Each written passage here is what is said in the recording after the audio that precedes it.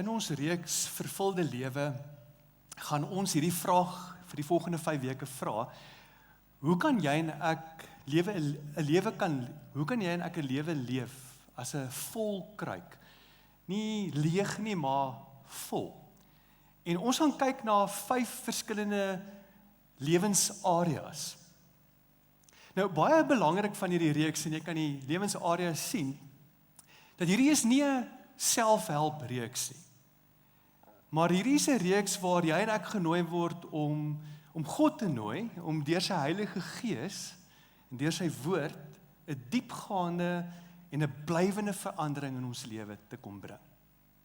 En daarom sal jy sien ook, wanneer ons hierdie lewensareas gaan wys ook elke week, dat in die kern van hierdie lewensareas, in die middel, staan daar liefde vir God en liefde vir ander.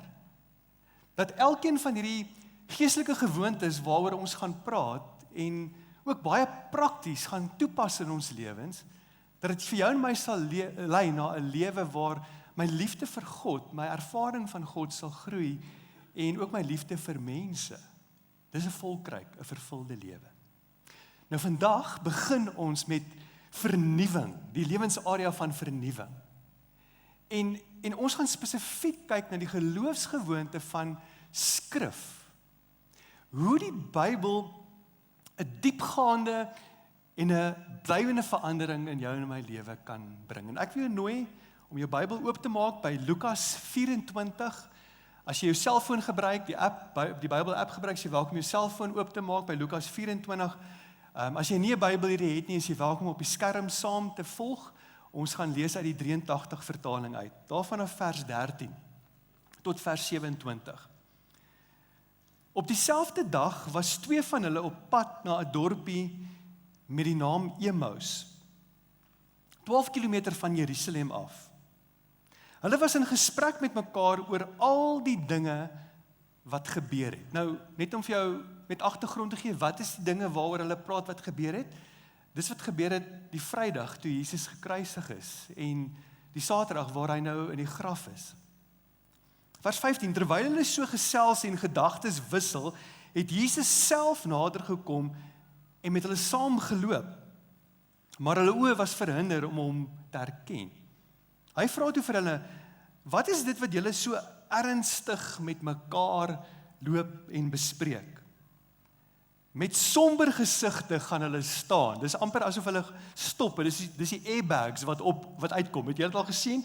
Ek weet nie of jy ervaar nie as jy getroud is en jy dalk soms oomblikke het waar jy en jou vrou dalk of jy en jou man dalk verskil met mekaar en die airbags kom uit, daai somber gesigte, né? Dis presies wat hulle hier ervaar. Of dalk van julle tieners as jou ouers, ek weet julle ouers in Sekunda ervaar dit nie, maar dalk het jy al gesien jou ouers het airbags, né? Dan sê hy vers 17 vers 18, en een van hulle, met die naam Kleopas, antwoord hom, is u dan die enigste vreemdeling in Jerusalem, dat u nie weet van die dinge wat in die afgelope paar dae daar gebeur het nie? Hier is Jesus nou tong in die kies, hy vra vir hulle, watter dinge? Hulle antwoord hom, die dinge in verband met Jesus van Nasaret, 'n profeet wat magtig was in woord en daad vir God en die hele volk. En hoe ons priesterhoofde en die lede van ons raad hom oorgelewer het om ter dood veroordeel te word en hom gekruisig het. En nou hierdie vers 21. Ons het so gehoop dat dit hy is wat Israel sou verlos. Maar boonop is dit vandag al die 3de dag van dit hierdie dinge gebeur het, en nou het 'n paar vroue uit ons kring ons ook nog kom ontstel.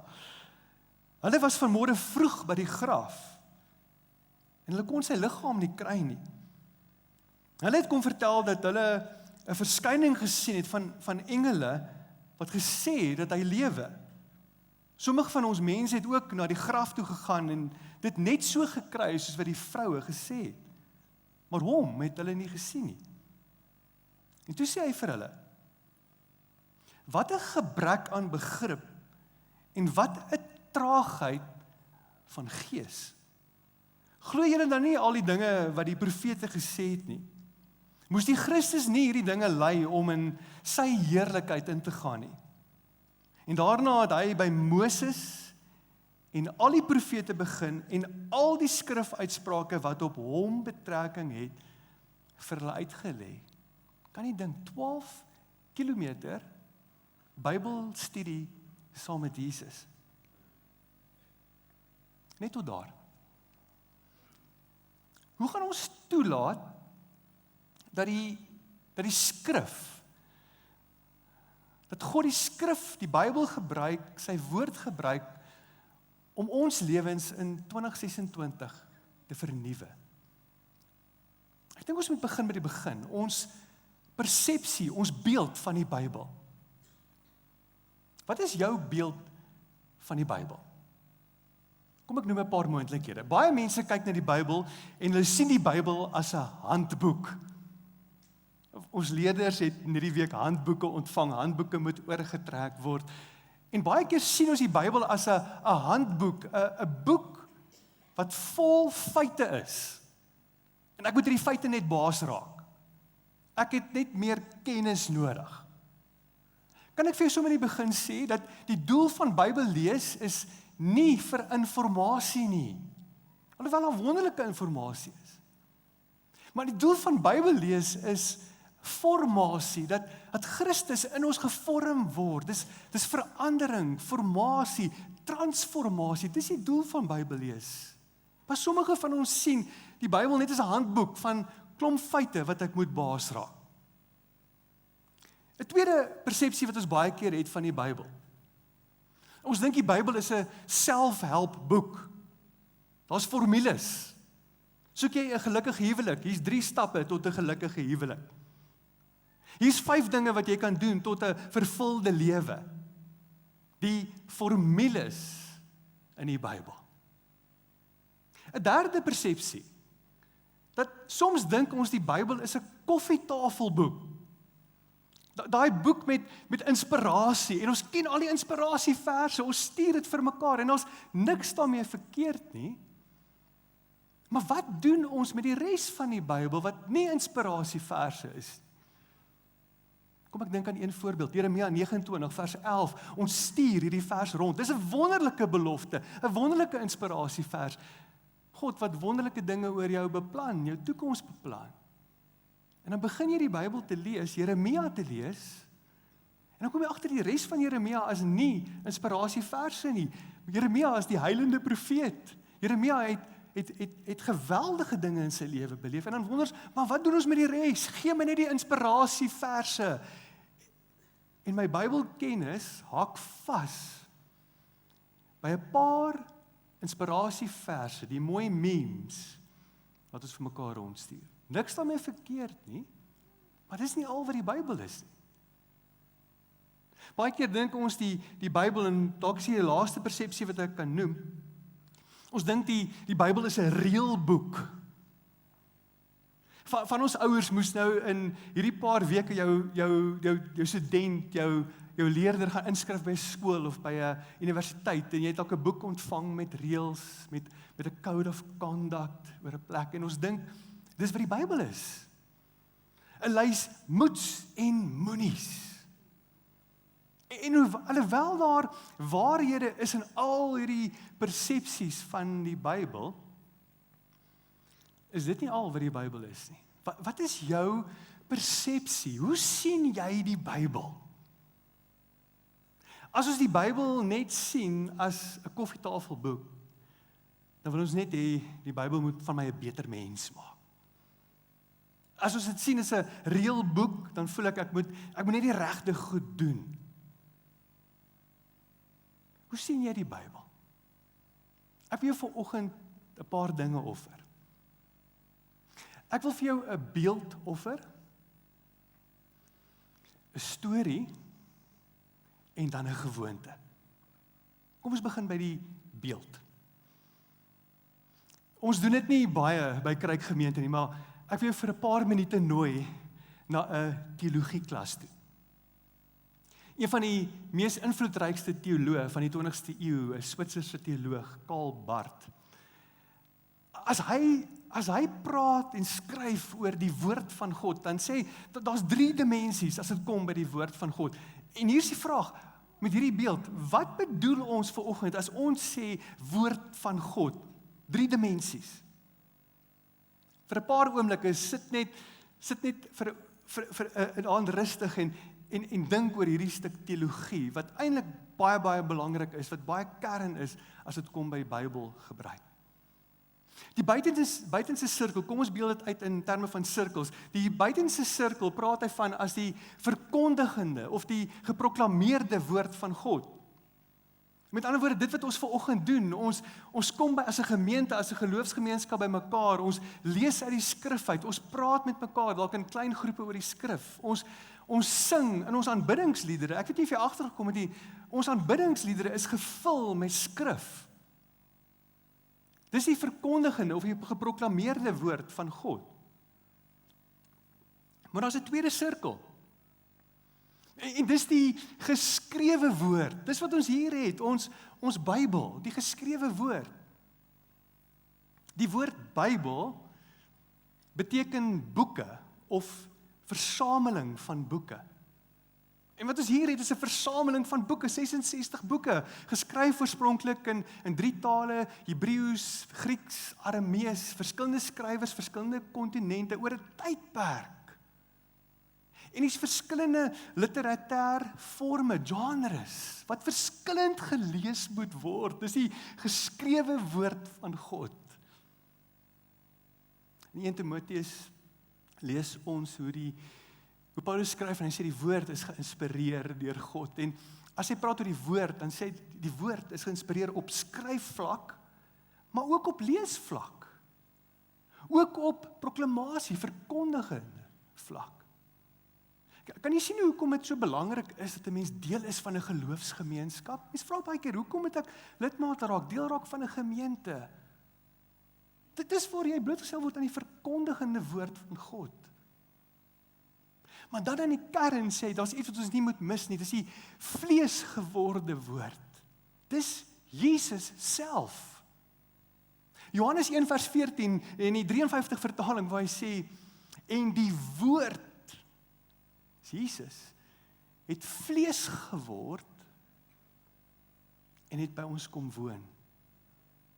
Daai woordjie woon, is letterlik tent opslaan, tabernakel maak, die woord.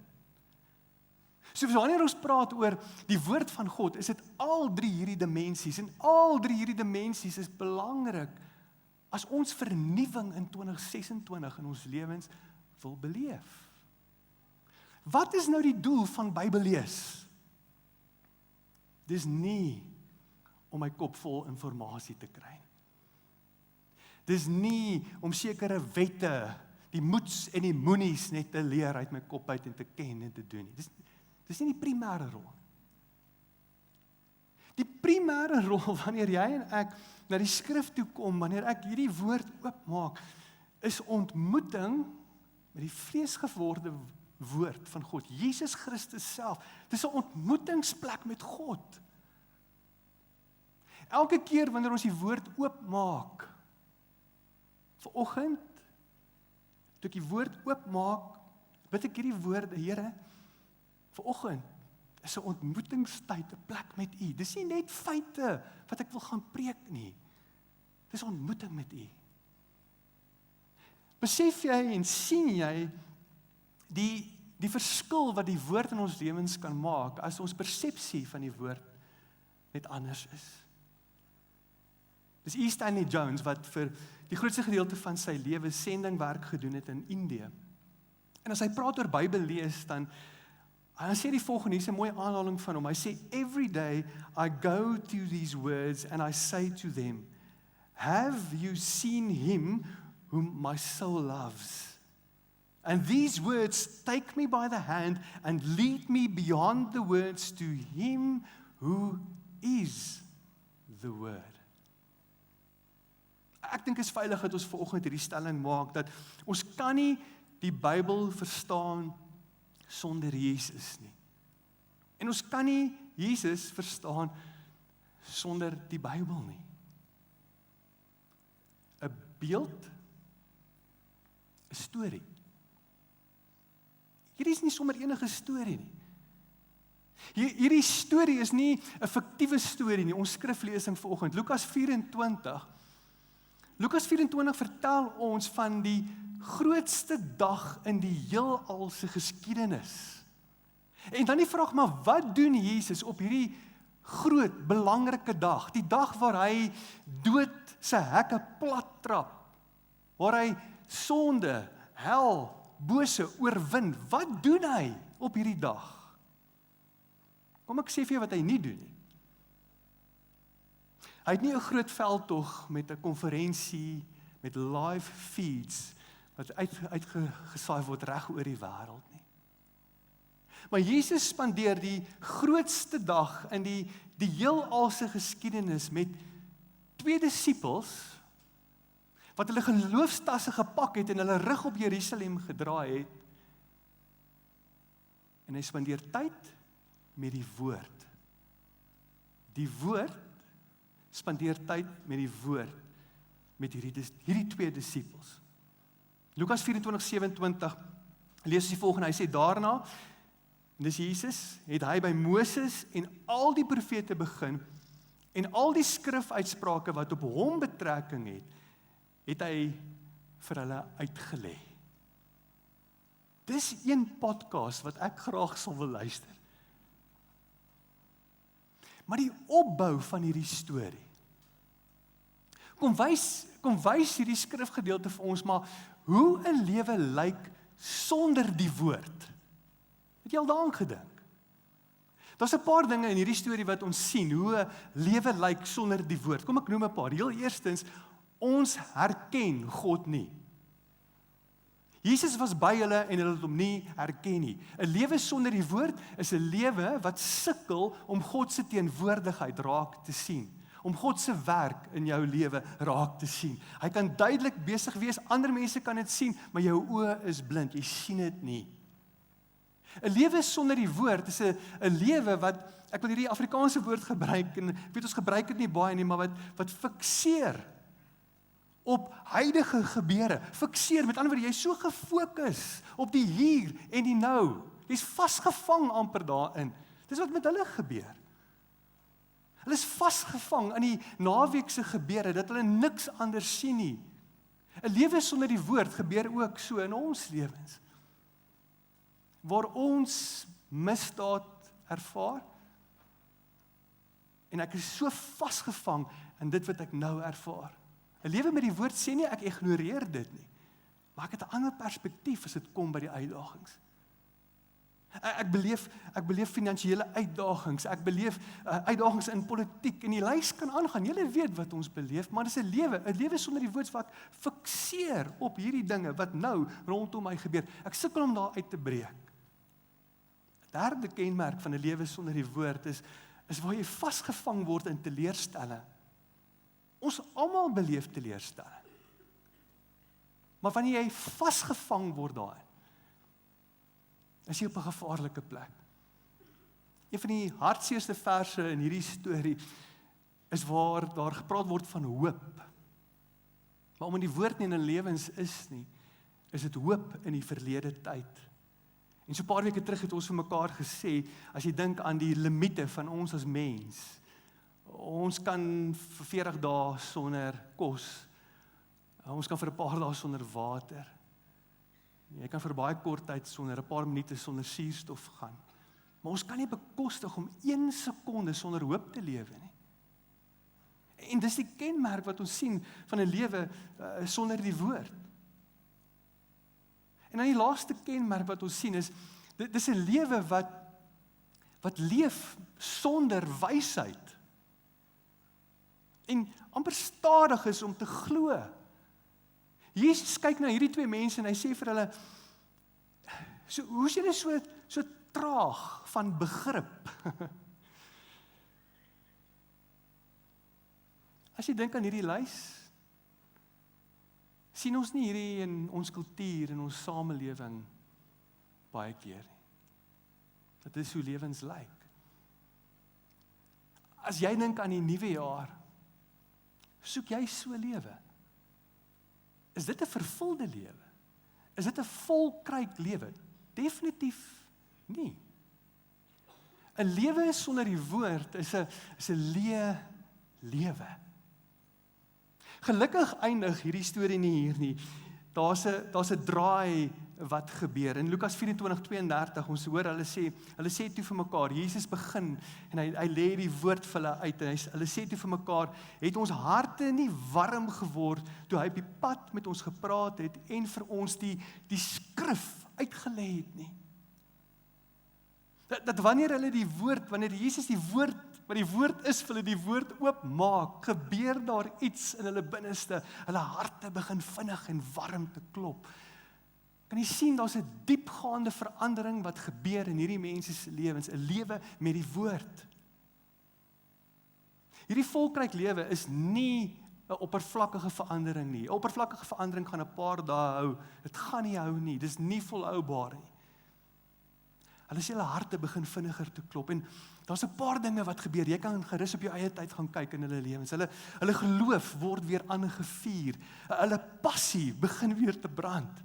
Die 12 kilometer wat hulle traag gestap het saam met Jesus, hulle hardloop daai 12 kilometer terug na Jerusalem toe. Hulle is gevul met die woord van God. Daar's 'n hernieude missie in hulle. Hulle woordeskat, hulle denke verander. Dis die krag van die woord van God, die geïnspireerde woord van God. Dis hoekom skrif so belangrik is, as ons vanoggend sê, ons soek verandering. Vir 12 kilometer ervaar hierdie 2 disippels die verkondigende, die geskrewe en die vleesgeworde woord van God. Kan jy dink aan die impak wat dit kan maak ook in ons lewens? 'n beeld, 'n storie, 'n gewoonte. Een lewensveranderde gewoonte. Kom ek stel jou voor aan 'n man met die naam van Justin Early. Justin is 'n pa, selfde ouderdom as baie van julle hier wat hier voorgestaan het vanoggend ook. Hy het 4 seentjies op laerskool. Justin is 'n prokureur in Amerika. Een van sy grootste kliënte op 'n stadium is kliënte in Londen. En daar's 'n tydsverskil. Julle het dit al beleef, as jy werk doen met 'n maatskappy in 'n ander land, die tydsverskil, dis baie uitdagend. Justin sê, in die oggende word hy wakker, en as hy sy foon optel, dan kom hy agter, maar die ander ouens, die res van die span, het al 5 of 6 ure se werk ingekry, en hy voel hy moet die hele tyd opvang. So wat hy toe begin doen is, in die oggende vroeg, tel hy sy foon op, en hy begin e-posse te antwoord, dat hy net die bal aan die rol kan sit. En skielik raak hierdie 'n gewoonte in sy lewe. Elke oggend, eerste ding, hy gryp sy foon, antwoord 'n paar e-posse, sodat die dag kan begin. Een oggend word hy wakker en is sy beurt, een van hulle seentjies, die jongste, is aan die huil, hy roep vir sy pappa. Dis sy beurt om op te staan. Hy hoor op die baba monitor en hy word wakker, en sy eerste reaksie is, hy gryp sy foon, hy sien die e-posse wat wag, en hy besluit om die baba monitor net sagter te stel, en die e-posse te begin antwoord. En hy hoor hoe die seentjie huil en roep in die agtergrond, maar hy antwoord e-posse. Mamma, jy kan dink, hoe frustreerd kan die mamma wees, om te weet, dis nou pa se beurt om op te staan, en ek hoor die seentjie roep, maar papa's besig met e-posse. Hy sê, na 10 minute, toe hy die besef. Hy besef dat hy is meer ingestel op die gehuil van sy werk, as die gehuil van sy seun. En dis daar waar hy 'n gewoonte verander, en dis die gewoonte wat ek vanoggend vir jou wil voorstel, waar hy noem die gewoonte Bybel voor foon. Bybel voor foon. Dat voordat ek my foon gryp, en dadelik in die werk spring, ek na die woord sal gaan. Ek het geweet, ek wil nie vanoggend iets spreek wat ek self nie doen nie. So die laaste week het ek hierdie gewoonte begin toepas. En dis uitdagend. Dis uitdagend. Daar's genoeg navorsing, en in die week sien ek genoeg navorsing, wat vir jou en my wys, dat hoe ons dag begin, 'n invloed het op die res van ons dag.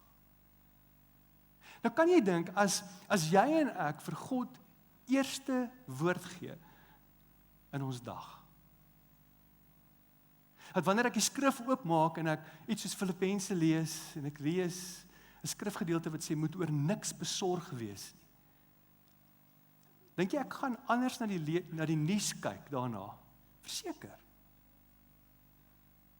Dink jy dat as ek my Bybel optel en ek in Kolossense lees oor verhoudings, ek lees oor vergifnis en vrede, dink jy ek gaan my huismense anders hanteer as hulle wakker word, of as ek die oggend by die kantoor kom?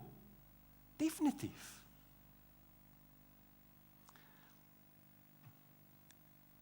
'n beeld, 'n storie en 'n gewoonte. En ek wil jou nooi vanoggend. Kom ons maak hierdie 'n gewoonte van ons lewe. Sien die impak wat hierdie gewoonte in hierdie jaar in jou lewe kan maak. En dalk het jy nodig om dit vir jou maklik te maak. Dis soos enige gewoonte. As jy in die oggend wil gaan draf, ek hoor van die drawers, hulle sal sê, die vorige aand sit hulle drafklere, hulle skoene reg, en as jy opstaan, jy maak dit vir jouself maklik. Sit jou Bybel neer voor jou foon, dat die eerste ding is wat jy gryp, dalk nie jou foon is nie, maar jou Bybel is. Maak dit maklik. Koppel dit dalk aan 'n gewoonte wat jy reeds doen.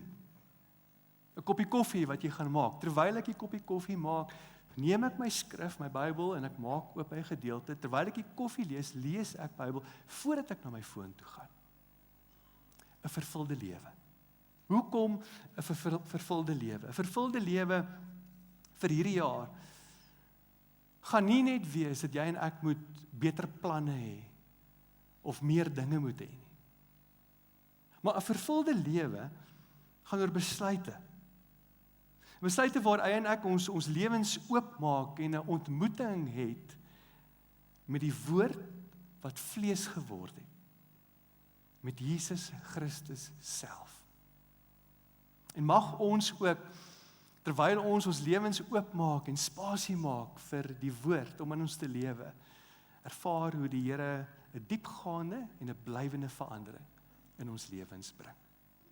Kom ons sluit ons oë, ons gaan saam bid, en dan gaan Ruben vir ons 'n uitdaging gee, ook vir hierdie jaar. Kom ons sluit ons oë. Here, U is groot en U is almagtig. U is die lewende woord wat vlees geword het. En ek bid dat ons as 'n gemeente, as individue sal beleef 'n diepgaande verandering, soos wat ons tyd met die woord, die lewende woord spandeer en met U ontmoet. Here, ons besef vandag dat dit wat ons herhaal, vorm ons lewe. Ons gewoontes vorm ons identiteit.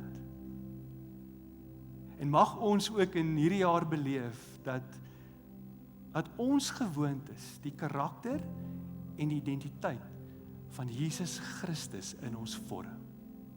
Ons bid dit in Jesus naam. Amen.